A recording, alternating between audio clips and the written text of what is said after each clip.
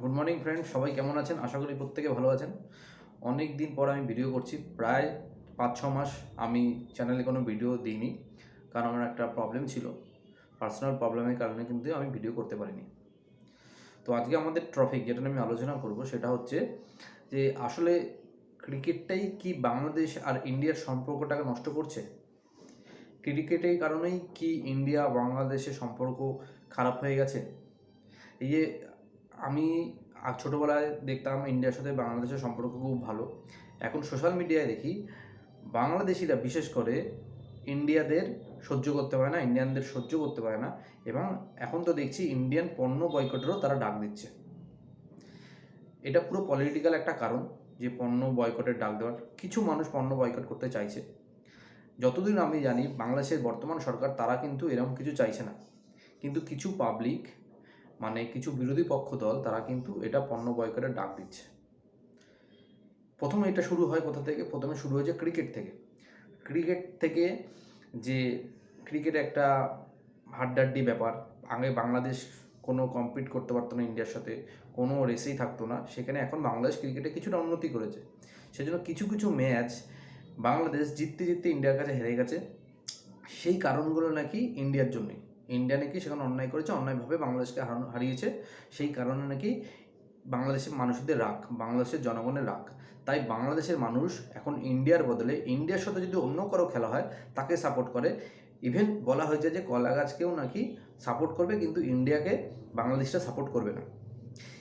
এই জিনিসটাকে এই বাংলাদেশি মানুষের যারা ক্রিকেট প্রেমী, ইন্ডিয়াও তো প্রচুর ক্রিকেট প্রেমী আছে, এই জিনিসটাকে কাজে লাগিয়ে কিছু পলিটিশিয়ান, বিরোধী পক্ষ, তারা কিন্তু সুযোগ নিয়ে নিচ্ছে। কীভাবে সুযোগ নিচ্ছে? ধরুন কিছু সংখ্যক মানুষ যারা কিন্তু ইন্ডিয়াকে ক্রিকেটের জন্য অপছন্দ করে, ক্রিকেটে তাদের সহ্য করতে পারছে না, সেই মানুষগুলোকে সঙ্গে নিয়ে, সেই মানুষগুলোকে ক্রিকেটের থেকে বের করে নিয়ে এসে পলিটিশিয়ানে ঢোকানো হচ্ছে, পলিটিক্সে ঢোকানো হচ্ছে।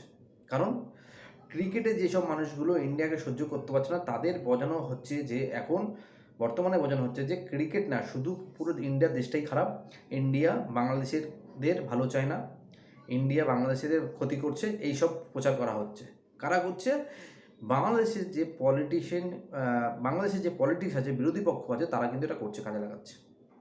আমি বলছি না সমস্ত বাংলাদেশিরা এটা চায়। কিছু কিছু বাংলাদেশি আছে যারা পলিটিক্স করে, বিরোধী পক্ষের আছে, তারা কিন্তু এটাকে প্রচার করছে যে যেহানো পক্ষে ইন্ডিয়া নাকি বাংলাদেশের ক্ষতি করে চলে যাচ্ছে। আমাকে বলুন, আজকে বাংলাদেশের সকাল থেকে রাত পর্যন্ত যা ইউজ করে 90% জিনিস ইন্ডিয়ার। ইভেন ইন্ডিয়ার যেসব দ্রব্য বাংলাদেশিরা পণ্য ব্যবহার করে সেগুলো কত পার্সেন্ট জানেন ইন্ডিয়া থেকে যায়? ইন্ডিয়া যা রপ্তানি করে তার 2% শুধু বাংলাদেশে যায়। যদি আজকে ইন্ডিয়া খারাপ দেশ হতো বা ইন্ডিয়া যদি বাংলাদেশের খারাপ চাইতো, তাহলে সেই রপ্তানিটা কিন্তু বন্ধ করে দিত। ইন্ডিয়া যদি বাংলাদেশের 2% রপ্তানি বন্ধ করে, ইন্ডিয়ার কোনো ক্ষতি হবে না, কারণ ইন্ডিয়ার জিনিসের বাজারে, মার্কেটে কিন্তু চাহিদা আছে। সেই দ্রব্যটা কিন্তু অন্য একটা দেশে ওই 2% রপ্তানির পণ্য অন্য দেশে পাঠিয়ে দিয়ে ইন্ডিয়া কিন্তু তার ক্ষতিটা পূরণ করে নিতে পারে। কিন্তু বাংলাদেশের যে মানুষজন ইন্ডিয়ার পণ্য ব্যবহার করে যারা হ্যাপি আছে বা যারা সেই সুযোগ সুবিধাগুলো নিচ্ছে, তাদের কী হবে বলুন? ইন্ডিয়া যদি খারাপ দেশ হতো, ইন্ডিয়া যদি আপনাদের খারাপ চাইতো, তাহলে কিন্তু ইন্ডিয়া আপনাদের ট্যুরিস্ট ভিসা, মেডিকেল ভিসা এগুলো বাতিল করে দিত। কিন্তু বাতিল করে না, এই কারণে ইন্ডিয়া কিন্তু খারাপ না, ইন্ডিয়া আপনাদের খারাপ চায় না। হ্যাঁ, ধর্মগত কারণে কিছু প্রবলেম থাকতে পারে, আপনারা বাংলাদেশিরা অন্য জাতির, এখানে ইন্ডিয়ানরা অন্য জাতির, সেখানে প্রবলেম হতে পারে। সেখানে আমাদের দেশেও খুঁটিখাটি কিছু প্রবলেম হয়, কিন্তু সবাই আমরা মিলেমিশেই এখানে আছি।